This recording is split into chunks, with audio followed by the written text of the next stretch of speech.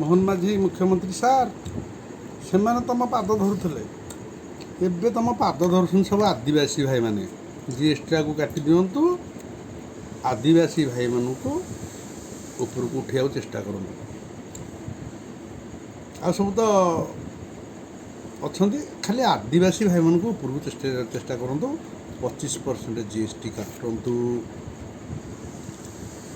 ତାଙ୍କୁ କେମିତି ଆପଣ ଉଚ୍ଚ ସ୍ଥାନରେ ରଖନ୍ତୁ। କାହିଁ କହିଲେ, ଆଦିବାସୀ ଆପଣ ମୁଖ୍ୟମନ୍ତ୍ରୀ ଓଡ଼ିଶାରେ, ଆଦିବାସୀର ଆମର ଦ୍ରୌପଦୀ ମାତା ହେଲେ ନମ୍ବର 1 ଲୋକ,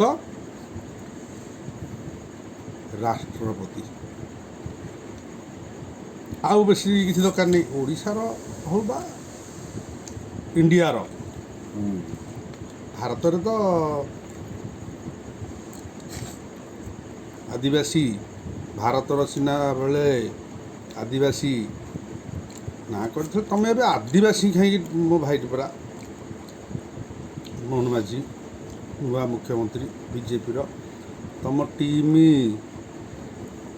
ଯେଉଁ ମୁଖ୍ୟମନ୍ତ୍ରୀଙ୍କ ଟିମ୍ ଅଲଗା, ଯେତେ ସବୁ MLA ଅଛନ୍ତି, ଆଉ ଯେତେ ଦଳଡିଆ ହେଇଛନ୍ତି ତାଙ୍କୁ ପଦେ ପଦେ ମନ୍ତ୍ରୀ କରିଦିଅନ୍ତୁ। କଲେଣି, ତାଙ୍କୁ ଟିକେ ମନ୍ତ୍ରୀ କରିବା କଥା ନାହିଁ? ଆପଣଙ୍କୁ ମାନେ ବିଜେଡ଼ି ଦଳରୁ ଆସିଲେ କେତେ ସାହାଯ୍ୟ କଲେ, ଆପଣ ତାକୁ କ'ଣ କଲେ ମନ୍ତ୍ରୀ କରିଦେବେ? ଯେଉଁ ବିଜେଡ଼ି ଦଳର ନବୀନ ପଟ୍ଟନାୟକ ଧର୍ମ ଲୋକଙ୍କୁ ଛାଡ଼ିକି ଆସିଲେ, ତାଙ୍କୁ ଟିକେ ମନ୍ତ୍ରୀ କରିଦେବେ। ଆଉ ଆଦିବାସୀ ଭାଇମାନଙ୍କୁ ଉପରକୁ ଉଠେଇବେ। ଆଉ କଥା କହିବା ଟିକେ ଶିଖନ୍ତୁ। କଥା କହିବା ଶିଖିନାହାନ୍ତି ନା କ'ଣ କହୁଛନ୍ତି? ଖାଲି ଯଦି ଆପଣ ମୁଖ୍ୟମନ୍ତ୍ରୀ ହେଇଯିବେ, ଏବେ ଯେଉଁ କଥାଟି ପଦ କଥା ଦିପଦ କହୁଛନ୍ତି, ଏରା ସବୁ ପିଲାମାନେ ତ ଆପଣଙ୍କୁ ଚୁଗୁଲି ଗଲେଣି। ଛୋଟ ପିଲା, ଚିଲଡ୍ରେନ୍ ନା କ'ଣ ହେରା ଚିଲଡ୍ରେନ୍ ନା ଯେଉଁ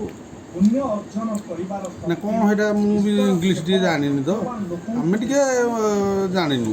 ଆପଣ ସବୁ ଇଂଲିଶ, ହିନ୍ଦୀ ଆଉ ଓଡ଼ିଆ କହି ଜାଣୁନାହାନ୍ତି। ଆଉ ଓଡ଼ିଆ ଅସ୍ମିତା ମାନେ କ'ଣ କହିଲା? ଅସ୍ମିତା କାହାକୁ କୁହାଯାଏ? କୁହନ୍ତୁ ମୋହନ ମାଝୀ ମୁଖ୍ୟମନ୍ତ୍ରୀ।